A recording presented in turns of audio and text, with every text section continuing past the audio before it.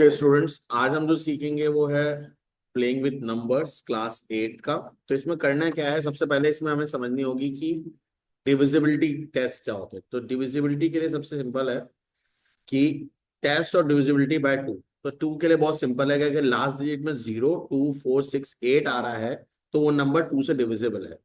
जैसे अगर आपके एग्जांपल के तौर पे यहाँ पे लिखा हुआ 64 62 54, यानी एक इवन नंबर अगर वो है, 2 4 6 से लास्ट में आना किसको दर्शाता है? Even number. और हम इवन नंबर की डेफिनेशन को भी इसी तरीके से बोलते हैं कि even number are those numbers which is divisible by to.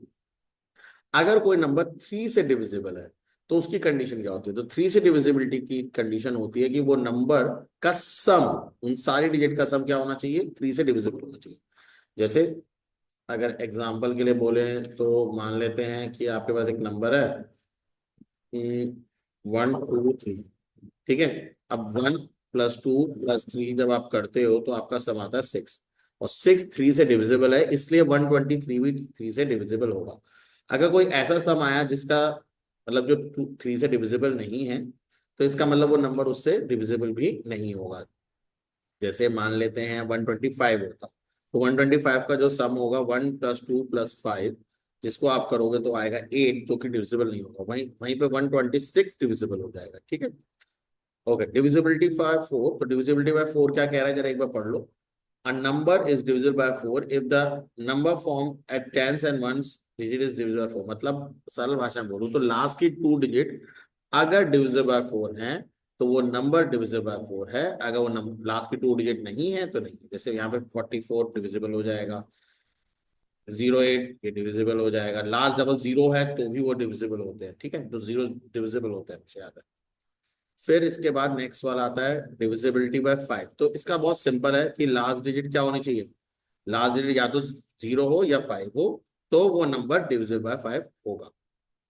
अब ये बहुत important, divisibility bye 6। Divisibility bye 6 क्या कहती है कि अगर कोई नंबर 3 से डिविजिबल है और 2 से डिविजिबल है तो वो नंबर 6 से भी डिविजिबल होगा। अगर मैं समझाऊं इसको तो कुछ इस तरीके से कि अगर कोई नंबर की लास्ट डिजिट 0 2 4 6 8 है तो इसका मतलब वो 2 से डिविजिबल है, और अगर उनका सम 3 से डिविजिबल है तो वो नंबर 6 से भी होगा। तो ये कंडीशन किसकी है? ये कंडीशन 2 की डिविजिबिलिटी की है और 6 की डिविजिबिलिटी की, ठीक है। अब 7 की डिविजिबिलिटी बहुत अनोखी है, तो थोड़ा सा भी रोक लेते हैं।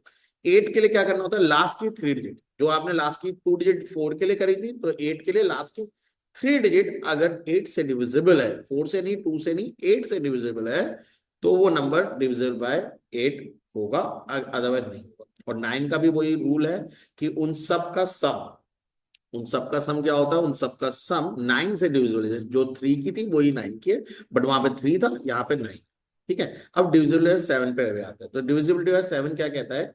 ये बड़ा मजेदार है। तो डिविजिबल 7 क्या कह रहा है? जैसे आप समझो कोई नंबर, इसमें जो एग्जांपल दिया है 791, तो 791 लेते हैं। तो वो कह रहा है वंस डिजिट का जो भी नंबर उसको दुगना करो, अब बाकी बची हुई दो नंबर से माइनस करो। 79 माइनस 1 का ट्वाइस क्या होता है? 2।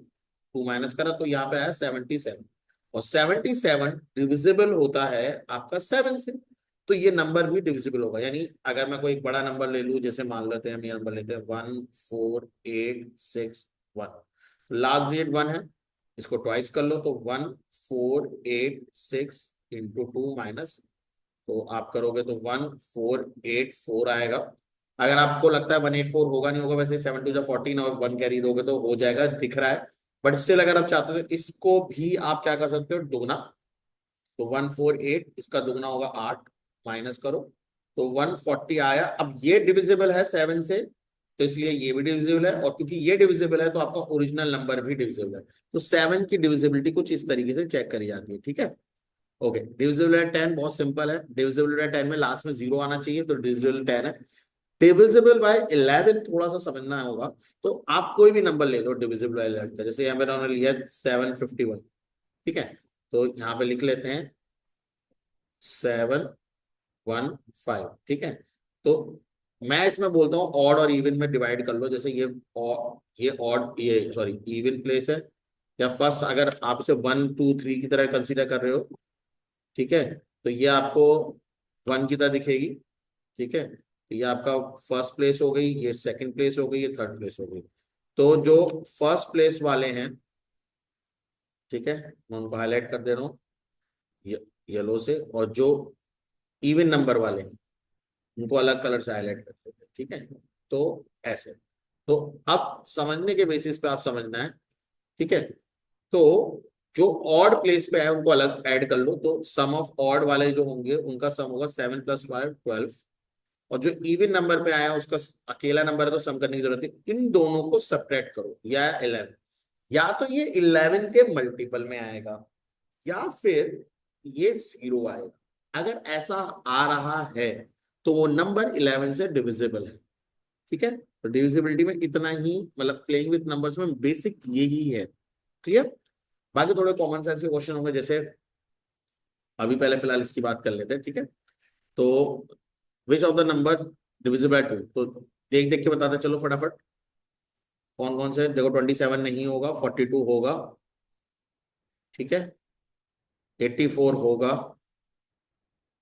76 होगा, 45 नहीं होगा, 48 होगा, 120 होगा, लास्ट में 0 आ रहा है, 402 भी होगा, 306 भी होगा, 800 भी होगा, 537 नहीं होगा, 126 होगा, और 542 होगा। अब इन तीनों का सम करके देख के जाना तो 3 से हो जाएगा। 5 के लिए लास्ट में 0 अगर आ रहा है या 5 आ रहा है तो वो होगा, लास्ट में 0 आ रहा है तो 10 से होगा। 9 के लिए बता चुका हूँ सबका सम होगा।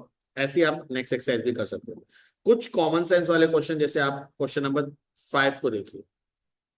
क्वेश्चन नंबर 5 क्या कह रहा है, ध्यान से देखो। 3801, तो 7 + 2, 7 + 2 सिंपल 9 होता तो ये 9 है, ठीक है।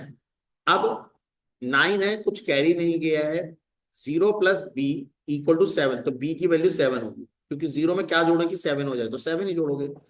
अब यहाँ 7 हो गया, कुछ कैरी नहीं गया। 1 a + 1 = c, और यहाँ 3 आया है, तो a + 1 = c, ये दो वेरिएबल है और जिनकी वैल्यू c आ रही है, c यानी 9, तो यहाँ 9 रख दो, तो a क्या होगा 8।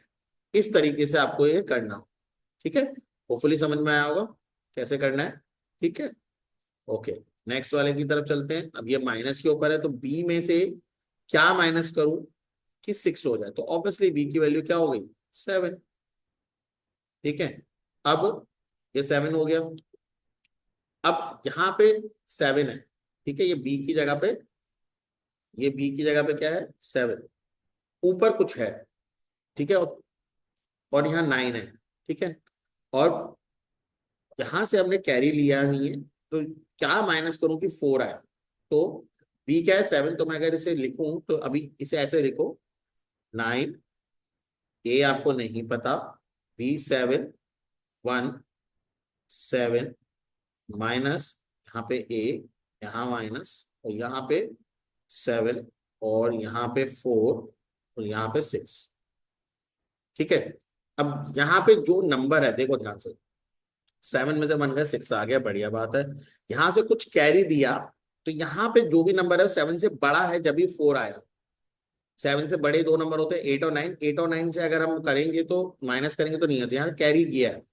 अब क्या कैरी किया कि 4 आया, तो ऑब्वियसली 15 बना होगा यहाँ पे जब भी, सॉरी 15 कह रहा हूँ, सेकेंड, यहाँ पे 11 बना होगा तभी 4 आया, है ना। यहाँ पे क्या बना होगा 11, 11 में से 7 जाता है 4 आता है, तो यहाँ 11 बना होगा, यानी यहाँ पे क्या होगा 1, यहाँ पे क्या होगा 1, यानी ए की वैल्यू क्या है 1। अब देखो 9 1 7 1 7 1, तो अब माइनस करो 6, कैरी दो 4, यहाँ बचेगी 8 1, तो यही नंबर आपका इजिली आंसर के तौर पे आ रहा है। ओ सॉरी 8 8 - 1, तो ये 7, ठीक है। तो इस तरीके से ऐसे करना है, तो इजी है, थोड़ा सा टाइम देना पड़ेगा, थोड़ा कॉमन सेंस आपको लगाना पड़ेगा। सो ये तो हो गया आपका प्लेइंग विथ नंबर्स, ठीक है।